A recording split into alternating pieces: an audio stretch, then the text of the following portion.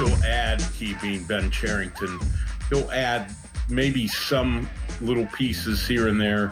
But I don't really think the Pirates are going to go out and get a Luis Robert or trade for 2 months of Pete Alonso or, Vladimir Guerrero for a couple of years.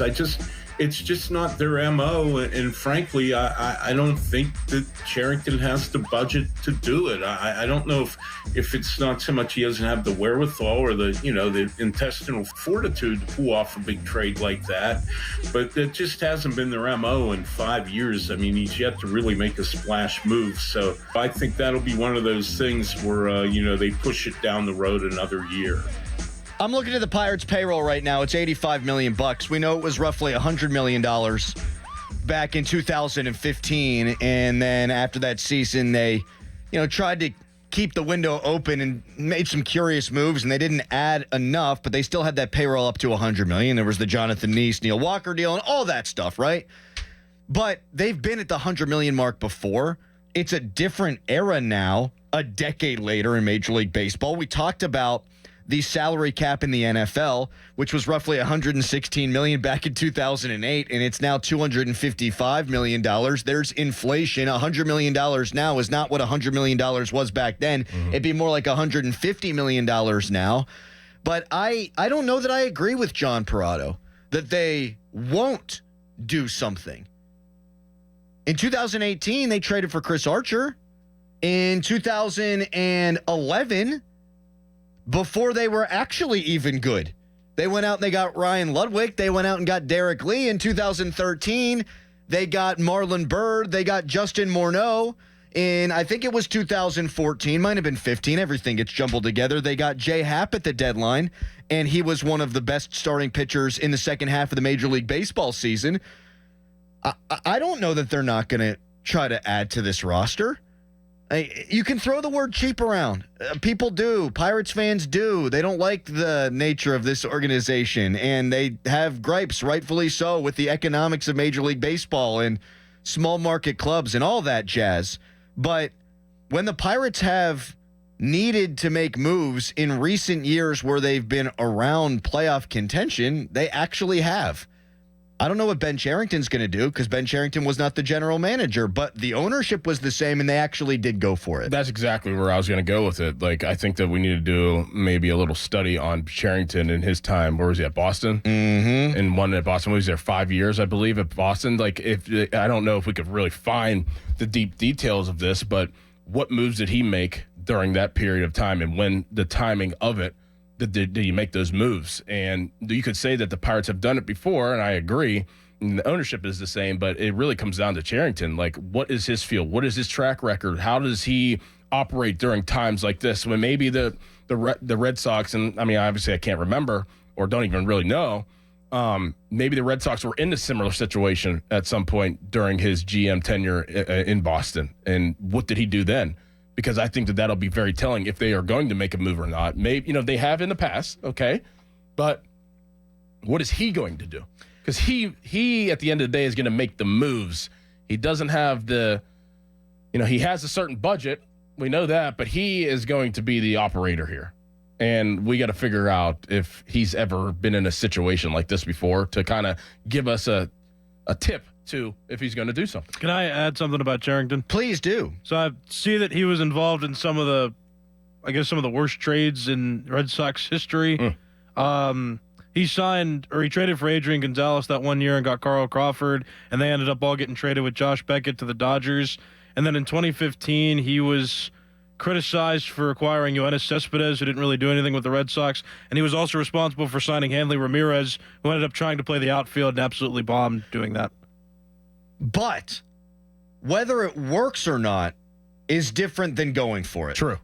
Because getting Chris Archer, in hindsight, was a horrendous move and one of the worst trades in Pirates history, but the Buccos did go for it.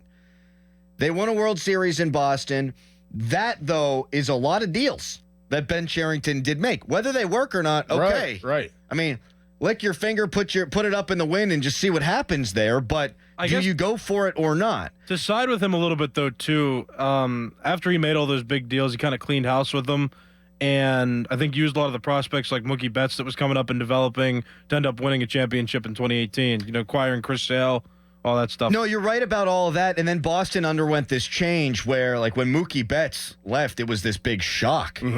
Like, wait a second. We're the Boston Red Sox. We usually pay for those guys. And they didn't want to spend, and they didn't want to go over that luxury tax threshold. So it wasn't just a Ben Cherington thing. In and around that era, it was a change in the direction of the way the organization wanted to operate. I don't know what's going to happen. I am not one to not criticize ownership here with the Pittsburgh Pirates, but to say that Cherington's only going to operate in his budget and then throw some of the shade like John Parado did at ownership, I don't think that that's fair. Like, if Ben, in this instance, like, if Ben Cherington doesn't make a trade, like, you need to hold him accountable for it. Yes. Like, people need to be mad at Ben Cherington, not just the owner, who's the guy that everybody wants to get mad at all the time. Because we have seen, yes, with a different general manager, the Pirates did go for it at the deadline. And they went for it in a way where you gave up two really good players with a ton of talent in Austin Meadows and Tyler Glasnow and Shane Baz.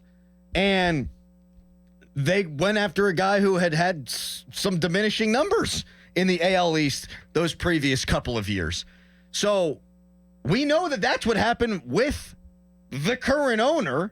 So if they don't do something at this deadline, I don't think you can just conveniently throw it all at that guy's feet. He can be part of the criticism, fine.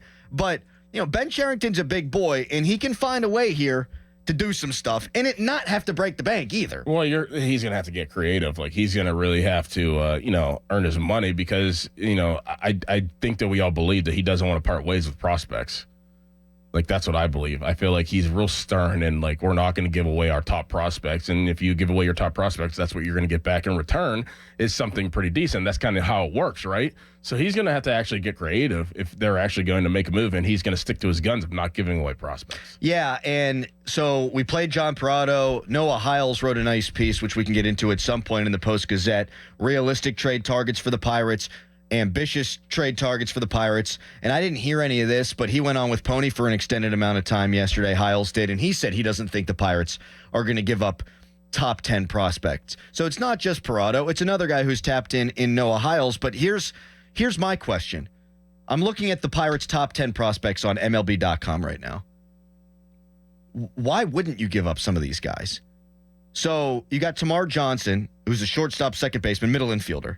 And then your next best position player prospect, Mitch Jebb, a shortstop. Jack Brannigan, shortstop, third base. Sung Chae Cheng, who I'm sorry I butchered his name, a shortstop. How many shortstops do you need when you have O'Neill freaking Cruz, who you hope is going to be here for a long time?